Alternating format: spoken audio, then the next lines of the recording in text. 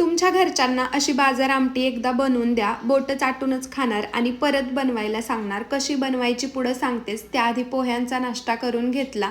आहोंना असतो शनिवार, त्यांच्यासाठी शाबू वडे बनवले होते. उपवास एकाचा असतो पण सगळ्यांनाच खायला मिळतं. रात्रीच्या वेळेमध्ये देवांशचा अभ्यास करून घेतला आणि लगेच आमटी करायला घेतली. दाखवलेल्या सगळ्या डाळी एक एक चमचा घेऊन धुवून कुकरमध्ये थोडीशी हळद टाकून 3 शिट्ट्या करून चांगली शिजून घ्यायची. त्यानंतर खोबरं भाजून घ्यायचं, 2 कांदे, 1 टोमॅटो, 1 मिरची, लसूण, आलं असं भाजून घ्यायचं. मिक्सरच्या भांड्यामध्ये थोडीशी कोथिंबीर टाकून ते वाटून घ्यायचं. त्यानंतर शिजवलेली डाळ सुद्धा मिक्सरला वाटून घ्यायची आणि गरम पाण्याने असं डाळीचं मिक्सचर बनवून घ्यायचं. त्यानंतर कढईमध्ये थोडेसे जिरे टाकून बनवलेला मसाला टाकायचा. तेल सुटेपर्यंत परतून घ्या. त्याच्यामध्ये लाल तिखट, कांदा, लसूण मसाला, घरगुती मसाला टाका. परत एकदा तेल सुटेपर्यंत परतून घ्या. बनवलेलं डाळीचं मिक्सचर त्याच्यामध्ये टाका.